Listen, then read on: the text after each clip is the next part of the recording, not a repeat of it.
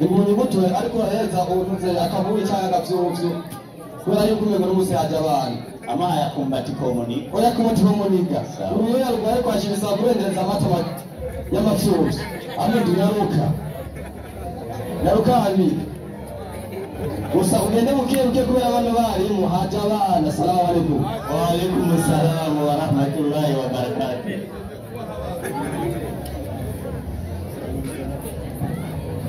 Naam, bismillahirrahmanirrahim.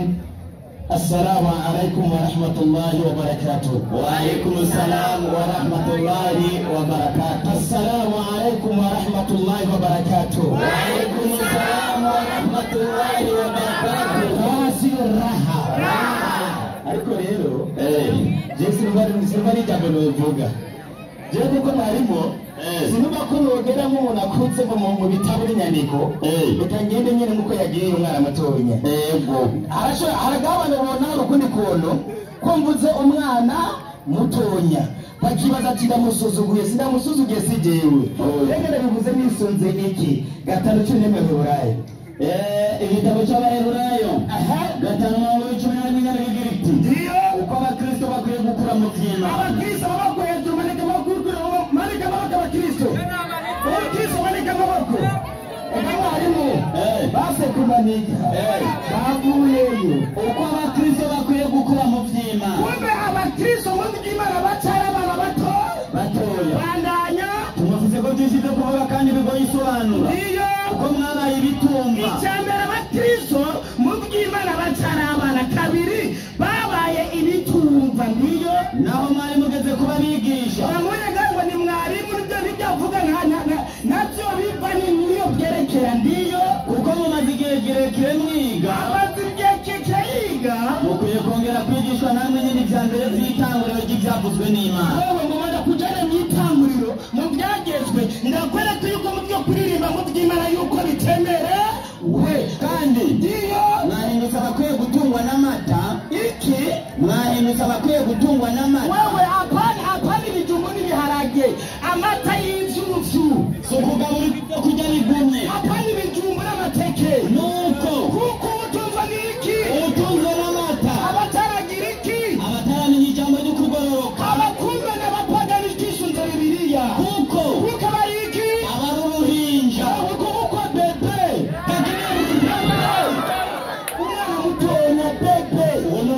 Bibiliya titi n'iminja kabisa abo tuganira n'iminja Romana we ni petit frère kweli kabisa isunze Bibiliya kweli ari umugende wapi kabisa kwagere ego yabadije ikibazo iyo ni collection kurikira mwarimu ndio Alhaji Idrisa yamweretse yuko umukristo inkomoko yabwo ni mu pagani n'abatanguje ubukristo n'abapagani uyu ashaka gupinga kandi atanyandiko muri Bibiliya acakanya Alhaji Idrisa aza kwisunga abasokuru ababyeyi baba basekuru babo bamusenyeri abapadiri nabo bacaremeza duti ubukristo ni hehe mu bupagani ariko waruhinja ataja kuja ngagupinga ulimbinja no magupinga nani hizi kweli tubaze Yesu na wene ega Yesu wewe ndo yamakura netse gute kubijanye n'ubukristo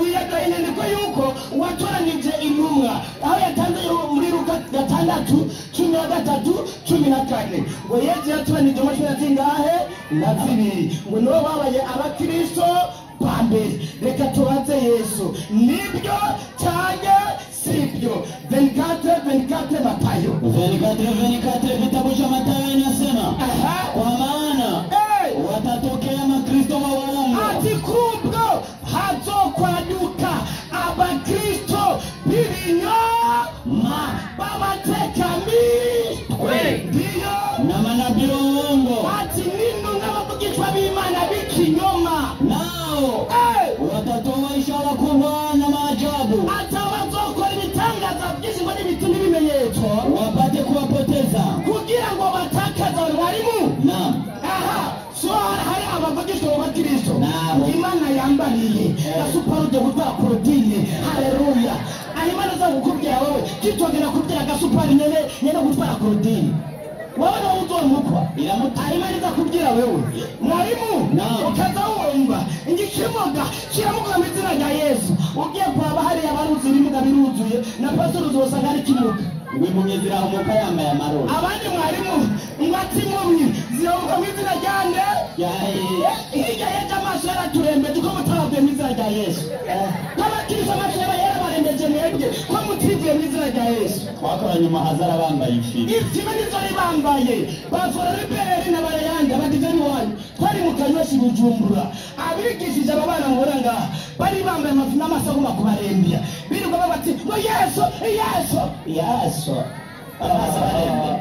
duteka mitwe gusa muragowe kabisa Yesu ati rero ngo azoba ari byaduka iyo uvuze uri umukristo twisunze Yesu imvugo yiwe ubu uri cyaduka mbega ikibazo gihari rero izi ntumwa 12 Yesu yatoranije zari abakristo yarabaki ko tubise ariko abakristo ari byaduka fata Qur'ani Dar es Salaam Qur'ani Dar es Salaam ndiyo gatatu itana kabiri sote Al-Imran ngarutse gatatu na itana na kabiri baada a'udhu billahi minash shaitani rrajim bismillahir rahmanir rahim ndiyo aya inasema hivi wasema waandishi Isa alipolisi kuwa kati yao pana ukafiri alisema Yesu amaze kubona hagati y'abigisha 12 harimo ubutangiye kuki kwizi baba n'ubuhakanyi yaciye abwira abigisha biwe wiki nani watakuwa wasaidizi wangu kwa Mwenyezi Mungu ati ninde muri mwebwe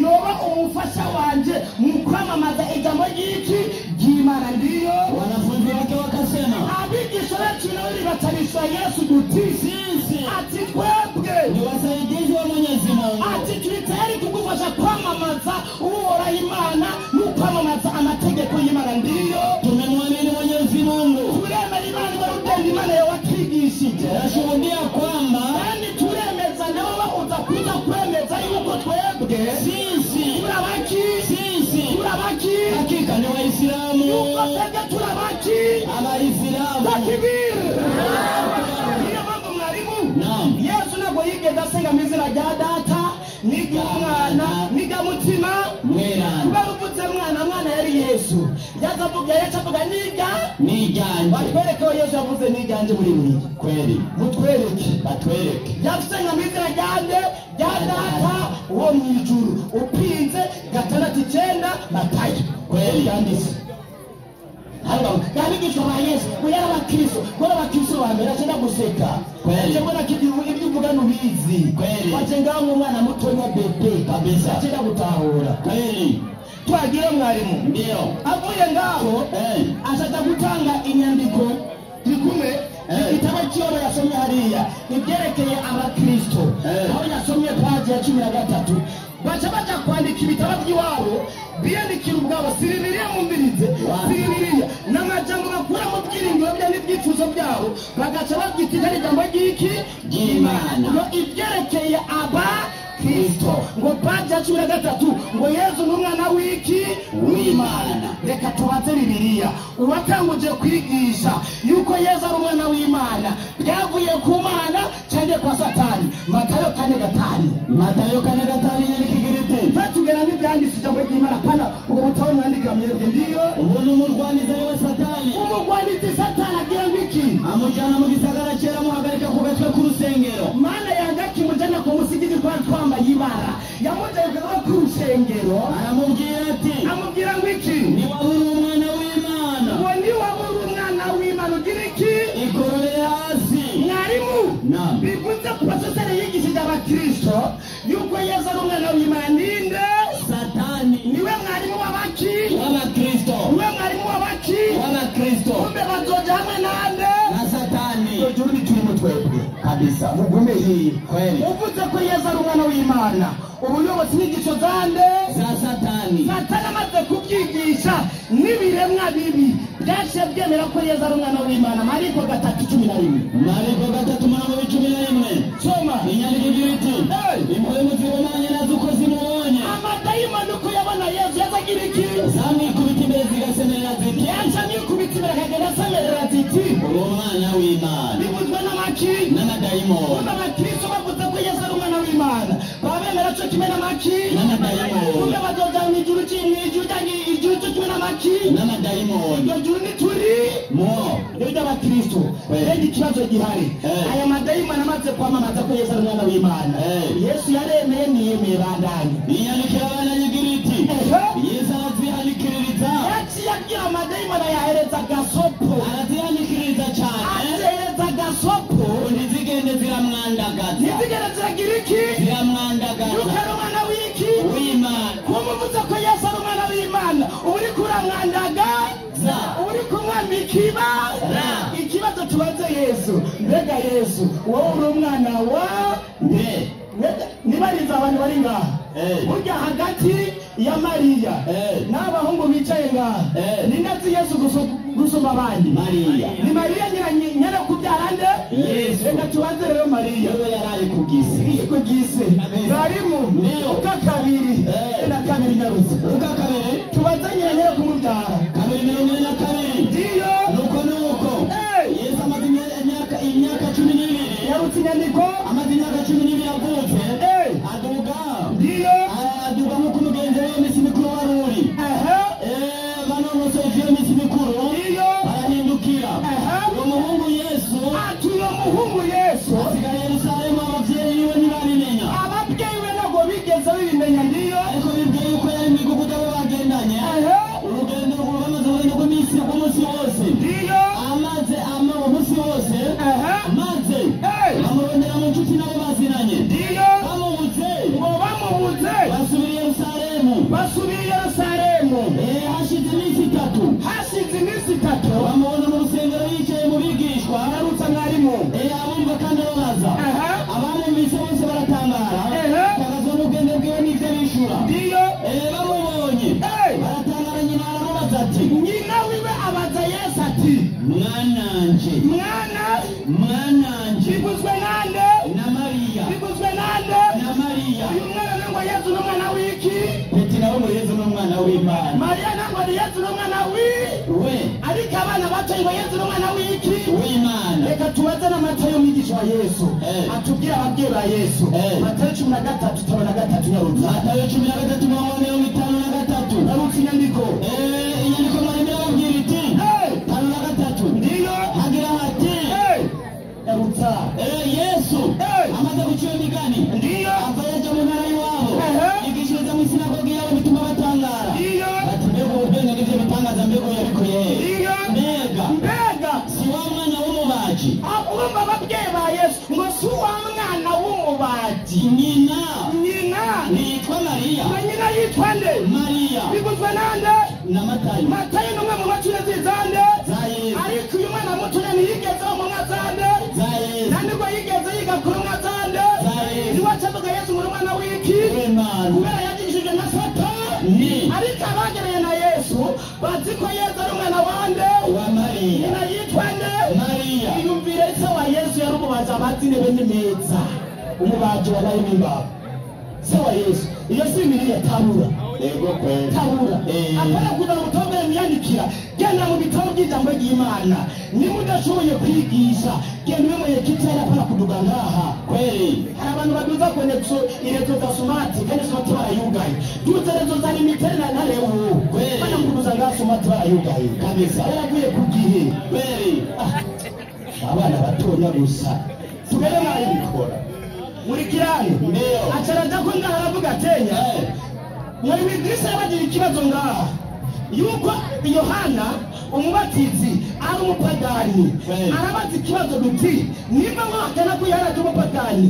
munereke inyandiko Yohana agira iki abatizwa bayitanze kumbe abatizwa bose mu mazi babatizwa umubatizo w'agipagani kubera n'agakiza gakomaga ku muki kumupagani nayeme karabaho ako ni kabaho kubera igitege kitabatizwa mwarimu nukubera kubatizwa mu mazi ni umubatizo w'agipagani nayo na Mariya yabyaye Yesu ntiyigeze agira iki abatizwa na Mose yahawe amategeko 10 ntiyigeze agira iki abatizwa na sekuruza bemera abantu ntiyigeze agira iki abatizwa na Dawidi ntiyigeze agira iki abatizwa mbega babatizwa gute 14:24 itanguriro 14:24 igitabo cy'itanguriro yaruta kubera kibatizimo originale ndi umubatizo original n'aba abemera Imana ukuri inyandiko yababwira iti wanaranze imwe z'Imana zose ndiyo umwami w'isodomu abarira aburahamu ati ndiyo mbega Aburahamu abarira umwami aburahamu abuze urasoma nabi ndiyo yishyura umwami w'isodomu ati narahiye uhoraho ati ndarahiye uhoraho manitse ukuboko manitse iki ukuboko niyo mpamvu tujye mu kuba kubatiza tuko byatumye ube mu bukirisu ube umwisilamu manike iki ukuboko ukavuga ati ashhadu an la ilaha illallah wa ashhadu anna muhammad rasulullah ndemeye imana ibarude nacanyeme n'intumwa z'iki z'Imana uyu ni umubatizo waranze intumwa n'iziki n'abahanuzi intumwa z'iki z'Imana ariko umubatizo w'igipagani ni uwo kuja mu mazi muragowe upinguza n'inyandiko ngaho akuzana ubutabo bwanyu ngaho acarekana mwarimu aho yagiye mu mabikorero ba mbere 11 kugeza kare yasomye niyo yasomye ko abanyuze mu kiyaga mu gihe cya Mose n'umuryango w'Abanyisirayeli ngo bajya banyuze mu kiyaga ngo bose baragize iki ngo barabatijwe ngo n'intumwa zose hamwe n'abantu bose ngo barabatijwe yemwe ino munsi ko indaya tuzuye muri Tanganyika tuko turoga ziriko zirabatizwa bariko barabatizwa imborego n'abicanyi bose buzajya muri Tanganyika bariko barabatizwa ubwenge bw'abana binyuze mu ruzi cyangwa mu kiyaga bugize iki ububatije ikibazo ni hehe ni mu mutwe reka tubaze rero Bibiliya kuvayo 15:19 igitabo cyo kuvayo mbega abanyuze hajya mu cya kiyaga banyuze mu mazi cyangwa byari bimeze gute 15:19 kuvayo iti amafarasi ya Farawo n'imikogote yiwe ndiyo n'abagendera ku mafarasi byari bimanutse mu kiyaga uhoraho abiteraniriza ko amazi y'ikiyaga ndiyo ariko abisirayeli bo baciye hagati mu kiyaga nk'abaca ku musozi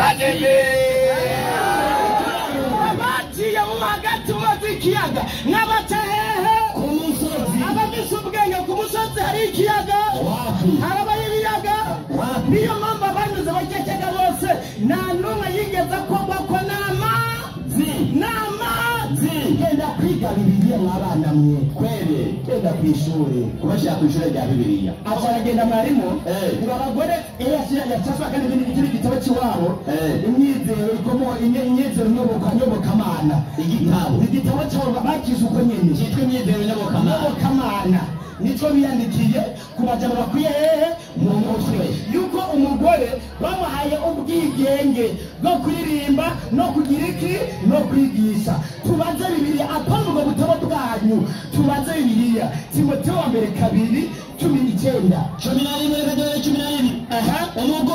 umugore yigatekereje agamburuka rwose ariko sinkundira umugore ko yigisha cyane ko aganza umugabo mwarimu abakirisa abagore baraganza abagabo niyo mpamvu ugiye kuraba mu bakiriso tumenya mu mico y'ikirundi yuko atawakazi n'ikisake ihari ariko mu mukiriso wakazi zagira iki kandi isake zigize iki zigize n'izuzuye ngaha bandanya kuko umugore atemererwa kwigisha umugore kuba pasitori kuza kwigisha abagabo atarariwe mu byagezo by'Imana n'ijambo ry'Imana kirazira birabujijwe ariko mu bitabo byanyu mukura mu bitwe niho muca mutanga ubwo burenganzira kubera nabwo muyoboke ibya Satani kandi mukomoka ku bapagani nuko bigenda tugendere mwarimu acaratanye muri Zaburi inyandiko y'eraba iyi Zaburi rero kubera ko sigaranye umunota umwe banza kwazo yihorere yaza kuyivugutura umuti mu nyuma kabisa yayibitse umuti inyuma ariko rero hari inyandiko yacatanga uyu muhungu muri Zaburi 68:11 umugore asemerere babuze gusemerera no barasemaga nubwo bavuga urusaku umugore akora urusaku ariko si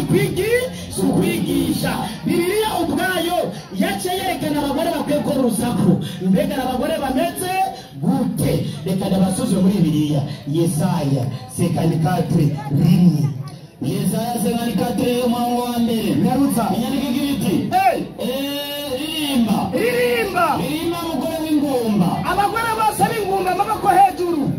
Abagore b'ingumba amaboko hejuru bakise turara. Ririmba mugore w'ingumba. Ririmba mugore w'ingumba. Utigeze kubyara. Utigeze kugira iki? Kubyara. Mwarimu. Naam. Bisunza Bibiliya. Abakwiye kuririmba. N'abagore b'iki? B'ingumba. N'abagore b'iki? B'ingumba. Izi zose n'ingumba ziri aha. Turika. Turi kuririmbe. Assalamu alaikum warahmatullahi wabarakatuh. Wa alaikum assalam warahmatullahi wabarakatuh. Rasulullah. Allahu akbar, Allahu akbar, Allahu akbar. Allahu akbar, Allahu akbar, Allahu akbar.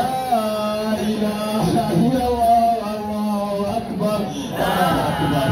Waislamu, nakuze uzobahereza ivyo vy'umugoboshi bahingura bati n'ibijumbu. Assalamu alaikum. Wa alaikum assalam.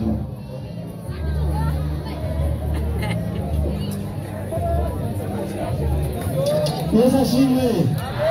Yesu ashimwe.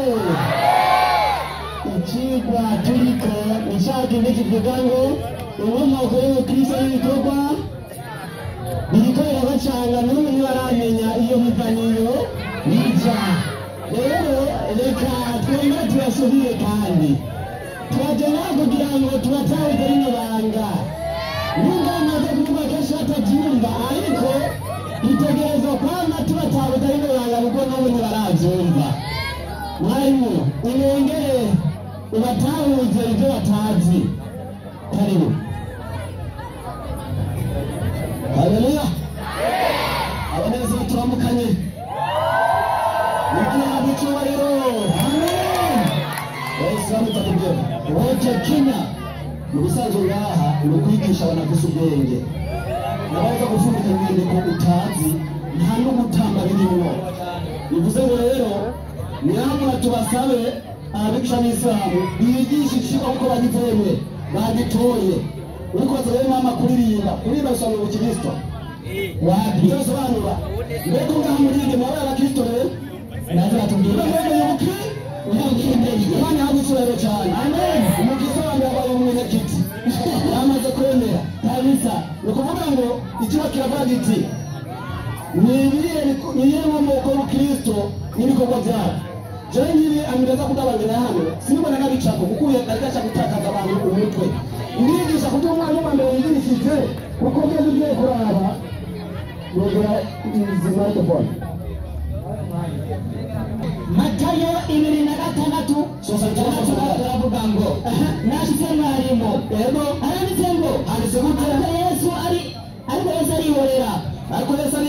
Umuherezi mukuru aramubwira ati umuherezi mukuru asubwenge amidu aramubarira ati ndakurahira Imana nzima tubarire ko rero Kristo umwana w'Imana umuherezi mukuru bivuze asubwenge amidu. Yesu ashayishura gute? Yesu aramwishura ati naam aturarivuze kumbe Yesu ni wende Kristo.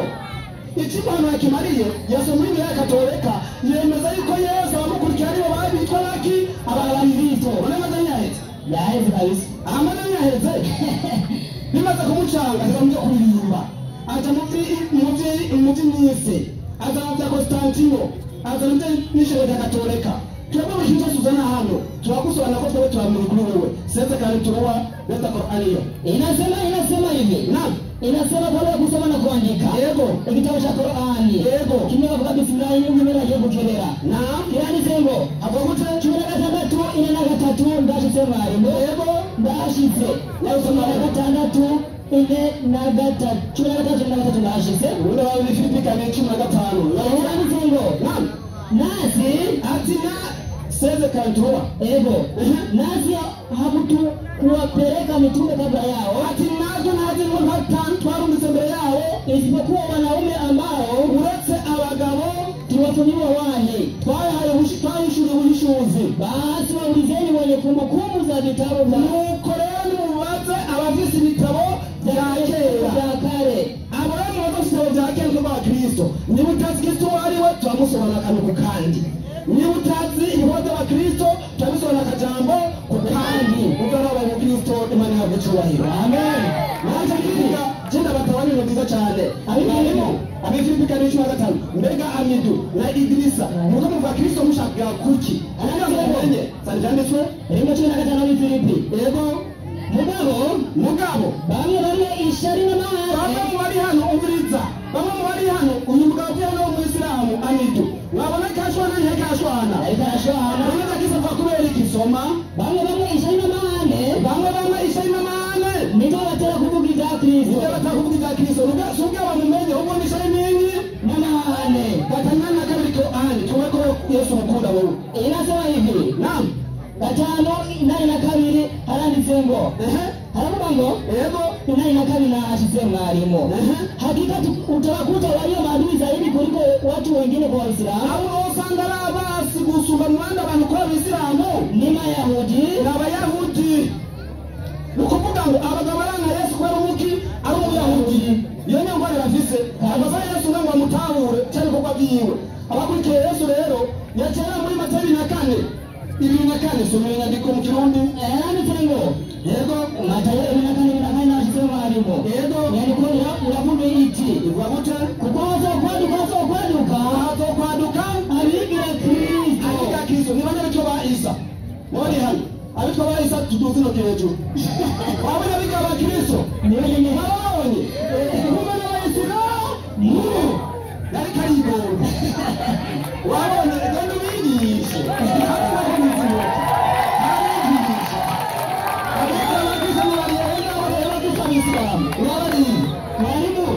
Mwalimu rafiki nyandiko rero yego jengo bangosora kangamwe kane yavuze ngo abakristo mutubara kinyandiko ngo abagoye bashobora kuvuga ijambo cyane ngo bakigisha siravuze yego impamvu abakristo bigisha cyane bakavuga ibyo babyemera kwa nyandiko nyinshi twazitanze ku bakare ikibazo dusa niki ni kubeka ko ari Islamu batavuga cyane ngo bagira ijambo muri Islamu abo amajanye rukamwarimo sasa santurua pesa nani ni kwa kama wale Islamu batavuga badahabwa ijambo muri Islamu bipakuki inasema abagowe hadithi ya Aisha hadi mungane wa Aisha anasema yavuza gute nieleza mbele yake Aisha ati yaravuza mbele Aisha mka Muhammadi binajokata sala ikichi sengesho imbwa punda ngamia na niki mwanamke Muislamu kumba terumkosha kishengesho jawaki jawe Islamu unataka mkoshije ukwigisha wapi hata kwa kisho walisha kwa baniza na nane na haleluya ni mwana kwa masengesho msema wa Kristo muone jambo Mwalimu ego apigie nani nyigisho uko yadusabye bavuze ngo nakugira kuririmba ari unyene sa 68 301 mbega kuririmba biremewe ntijemewe ari nzembo zanyandiko aramubango sasa 68 ego hadithi ya Anas ego ungana naso uravuga gute sema uravuga mitende wakalipanga kwenye kibla ego cha msikiti ego na kuta zake ati baba shimtende waisha kumome zumusigiti zikawa za mawe na mabeba hayo somaneza zikawa za mawe zikaliza mabuye na mabeba mawe wakaza mabuye wakawa wanaimba na mtume Muhammad ukiwa na Waislamu wote baza nyimbo wote mabuye amadi mitende bagirane barimba ndio barimba ati more na waga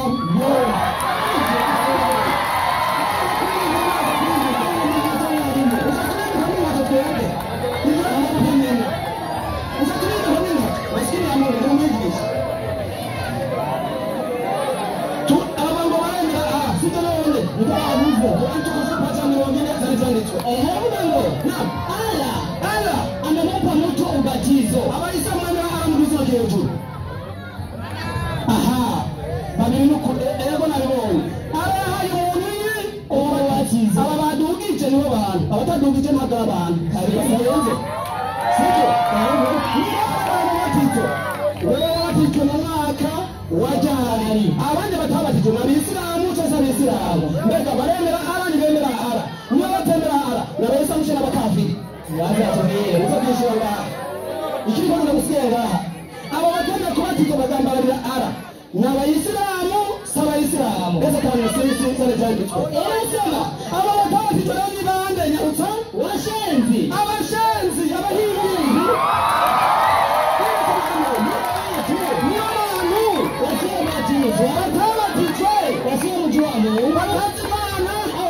kidogo tu lazima anatoa gusa kama watu wadana hii kama naomba hichi gihe kama kama waislamu abasoma washana kwa tagira wale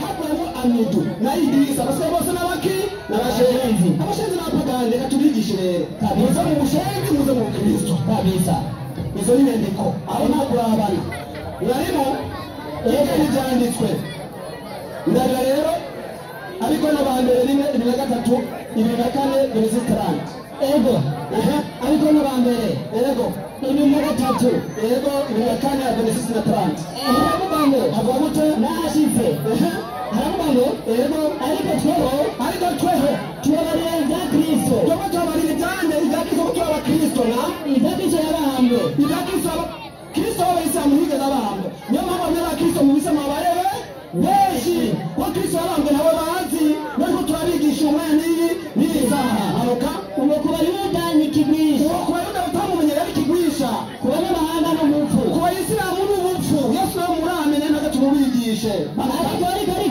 ariko kuba amagabo b'abayuda baragiriki abahamagawe tushinoke hejuru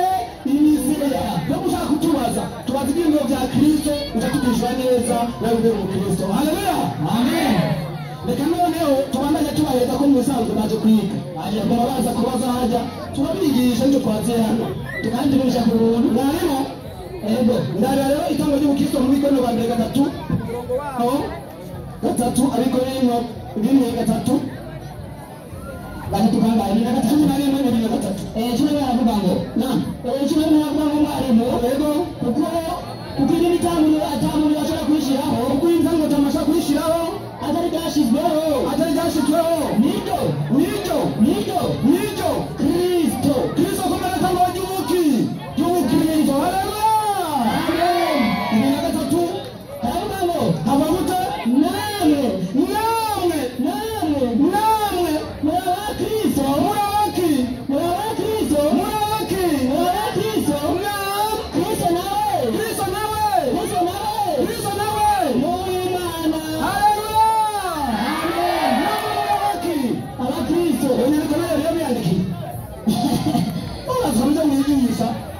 andika profesa yakwigisha yani ananikiyo nayo nama murabaki abakristo kristo nayo wini haleluya amen Yohana 10 tani zanditswe Yohana 10 mwarimu narugambo naam wala mshimo kwa kwanza wanabandika mwarimu naam anasema nashitse nindike mugingo yamugambo yari isi nanisiyemo nawe akisema yaremwe nawe ariko isi yamumenye yaje mujiwe ariko mwakiriye yese abake kisoma se turamukanye wabone hakuje yabaye mubasha naam babushika abana y'Imana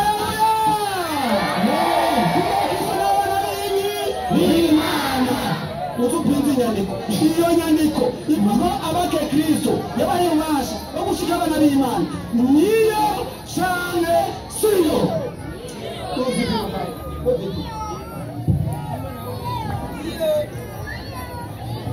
iyo nyandiko nibaza ko yitawe neza kabisa kuzijuma rotumagita kwa neza mwalimu ego turarero abakristo bafise n'ishengero ry'ipikana 15 zarajanditse abipikana 15 naam inyandiko iravuga iti kwasoma n'abandika urabute abipikana 15 bashize mwarimu ego yaranditse ngo handitse gute aravuga ngo naam kandi muri Filipi ego nawe nico muzi yuko mwitanguriye y'ubutumwa bwiza hamwe na Makedonia hatarindi ishengero rya Kristo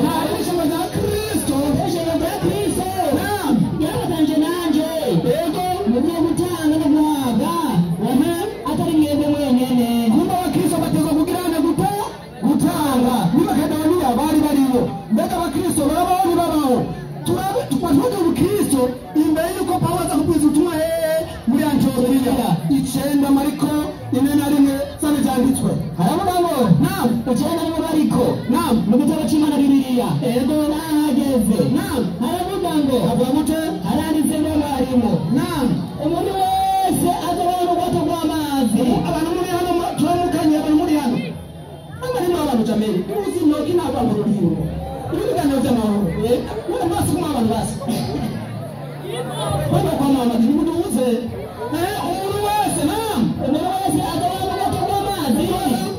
ubwato bw'amazi uko mu izina rya Kristo naam nabwira ukuri nazo uri nera yiwe Imana yabicyubahiro amen nukuvuga ngo abakristo somba bariho imbere ko Pawulo aza kubwiza ubutumwa Antiokiya maze abapagani n'abisilamu n'abapagani babonye abakristo batabara na Pawulo avuga ati by'ukuri abana baki n'abakristo Imana yabicyubahiro amen ko andika bitatu tunakabiriza ibyanditswe kifaransa sasa hivi kifaransa naam kifaransa haravuga ngo naam kandi kabiri tunakabiri avuga gute nahashitse ego inyandiko yavuga iti arusangarimu inasema ivuga gute sekiyonkwi atabizeye qu'est-ce que ce sont les judaïsés abayuda les nazareti les chrétiens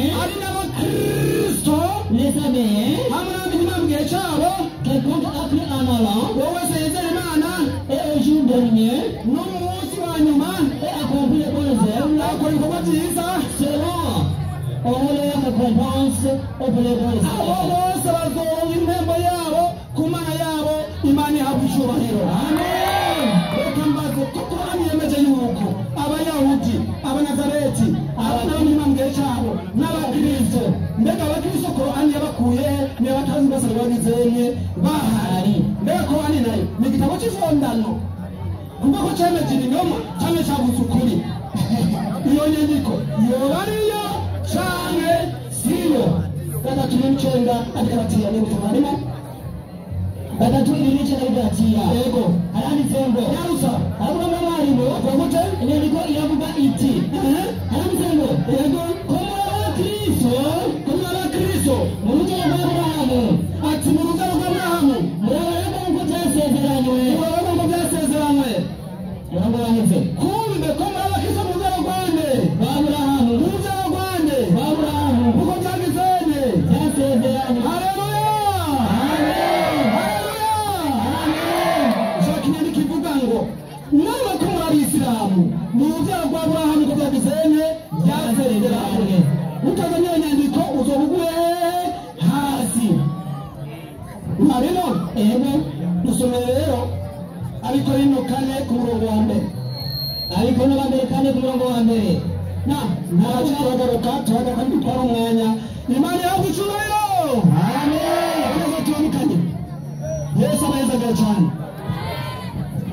haleluya haleluya Jemwe yajyanye basubiye ubukirisu n'inkomoko yabo ibikorwa by'ubukirisu n'inkomoko yabo ariko byasobanutse aho bimwe bwazananye